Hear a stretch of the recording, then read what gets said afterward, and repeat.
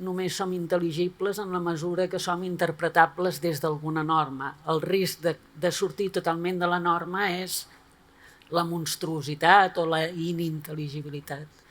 Però jo diria que sovint hi ha la sensació que el fet que estiguem fets i fetes i constituïts per allò que no controlem del tot, a vegades ha fet pensar que això construït, podríem dir, es desfà més fàcilment que allò que podria ser una dada natural, entre cometes. Tota la nostra capacitat de ressignificar les normes, de posar en joc allò que hem heretat de manera singular i transformar-ho, això no significa que eliminem totalment les normes, sinó que eixamplem un marc de normes. I possiblement això és el que s'està utilitzant en aquesta batalla de la qual estaves parlant tu, és a dir, que realment s'ha generat la possibilitat d'un nou marc de normes més inclusives, que no vol dir que no siguin normalitzadores, sinó que també ho són i que per tant també pot ser que en algun moment excloguin, però que són més àmplies i que aquest marc normatiu s'està establint. I això que s'anomena la ideologia de gènere, des del Vaticà, podríem dir, o des de Vox, per posar un exemple, són, diguem-ne, reaccions al fet de que s'està perdent l'anterior forma de normalització. Si no entrem en grans debats sobre què és la llibertat, sinó en la seva caracterització mínima, podríem dir, la llibertat mínima és la capacitat de moure's o desplaçar-se. Jo diria desplaçar-se física o simbòlicament o metafòricament, és a dir, una cosa és estar a la presó, l'altra és que tu tinguis un lloc assignat socialment, del qual, si et mous, pots ser objecte de violència.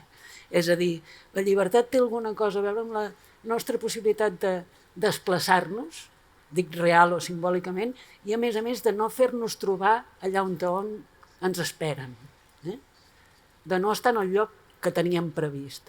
Penso que aquest també és una qüestió que és important respecte de tots aquests atacs. És a dir, no és només un canvi en les formes de normalització, sinó un intent de control físic i, podríem dir, simbòlic dels moviments de tot un seguit d'individus. Penso que aquesta és una qüestió important. Tenir en compte que ens hi juguem alguna cosa molt important quan regalem la paraula llibertat al liberalisme o la dreta o el que sigui. La paraula llibertat té continguts que ens poden ser molt útils per distingir, per exemple, entre discriminació i violència. Una cosa és ser discriminat en nom del principi d'igualtat, l'altra, la violència, que és un atac precisament a la llibertat d'un individu, els atacs racistes, els atacs contra les dones, etc. Són atacs perquè no estaven allà on havien d'estar. Accions col·lectives no n'hi ha, però sí que hi ha aliances, sí que hi ha, diguem-ne, participació en esdeveniments que són experiències polítiques que podem reconèixer com a experiències polítiques perquè és l'única vegada que tenim aquella experiència de col·laboració. És a dir, que jo diria que acció col·lectiva és molt difícil parlar d'acció col·lectiva. Però sí penso que tot el que siguin ocupacions, aparicions a l'esfera pública em refereixo a l'àmbit públic, no em refereixo al Parlament necessàriament, no? És a dir, tot el que sigui irrupció i aliança permet, podríem dir, que allò que no era visible de cop i volta ho sigui, permet que allò que podia considerar-se mer soroll, com diu el Rancière, després s'entengui com a discurs, no? Permet, podríem dir, potser redistribuir l'espai, un repartiment diferent. Necessitem un criteri que tot allò que permeti fer la vida més vivible, o a un més ampli nombre de gent la vida més vivible. Però també podríem dir que el criteri pot ser que no se suprimeixi aquest espai entre. És a dir, que en aquesta acció, podríem dir, en aquesta aliança, hi hagi una certa distància entre uns i altres i que no sigui un monolit com són, per exemple, els de Vox. És a dir, jo penso que hi ha alguna cosa de molt important, tu abans deies que ens interessa l'Arendt, i penso que una de les coses més interessants de l'Arendt, no sé què diria ella, però així la llegim alguns, és el fet d'aquest espai entra en l'espai públic, és a dir, aquesta distància. Perquè què ens permet això? Ens permet pensar la comunitat en termes de distància i no de proximitat, en termes de relacions i no de, diguem-ne, unanimitats. És a dir, permet, diguem-ne, considerar la política des d'un altre punt de vista.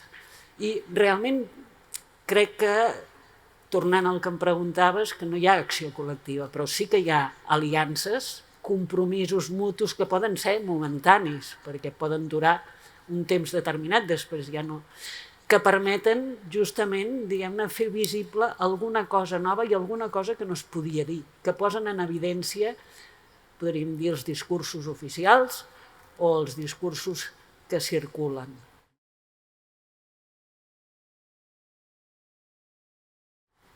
L'aposta que fa Judith Butler per la vulnerabilitat em sembla molt important, m'ha semblat molt important des dels inicis que en va parlar, bàsicament perquè és una aposta per deixar d'entendre la vulnerabilitat com a privació. I em sembla que des d'aquest punt de vista, diguem-ne, s'obre un camí per pensar, com deia abans la Marta, el costat lluminós de la dependència, o si volem el fet de que no estem sols i soles en el món, sinó que formem part d'un món de relacions, de normes, d'institucions que en el fons ens constitueixen i ens marquen. És a dir, sempre actuem en una escena on ja hi són els altres i sempre som, en el fons, dependents. Les conseqüències de les nostres accions no sempre les podem controlar perquè s'entrelliguen amb les accions i reaccions dels altres, de manera que difícilment ens podem considerar, diguem-ne, radicalment autònoms. Podríem dir, l'autonomia la guanyem a través de la relació, a través de la dependència.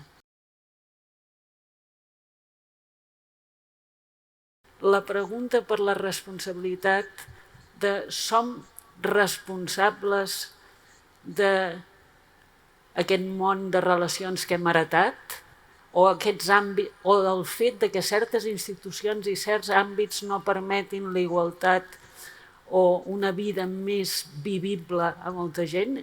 És a dir, som responsables d'allò que no hem fet? I jo penso que políticament en som, a menys que siguem absolutament indiferents respecte del món. Amb tota la, podríem dir, amb tota la consciència, diguem-ne, del que deia abans, que no controlem absolutament les nostres accions, però justament, precisament per això, jo diria que som responsables d'allò que no hem fet. Voldria fer referència al fet que la Hannah Arendt deia que no hi havia res més perillós, això ho deia l'any 1943 en el seu article que es titula Nosaltres els refugiats, que val la pena de llegir-lo ara perquè és d'una claretat meridiana. En aquell article deia el perillós que resulta ser innocent en el món contemporani. És a dir, ser innocent, és a dir, declarar-se no responsable, és enormement perillós. Ets expulsat de la comunitat, això són els migrants. Substituïble per un altre, expulsat de la comunitat legal, és a dir, la innocència és un perill altíssim que pot tenir com a conseqüència, i acostuma a tenir com a conseqüència en el nostre temps, la impoliticitat, si volem dir així. És a dir, l'exclusió de la comunitat, o si volem de la ciutadania, com diuen els polítics.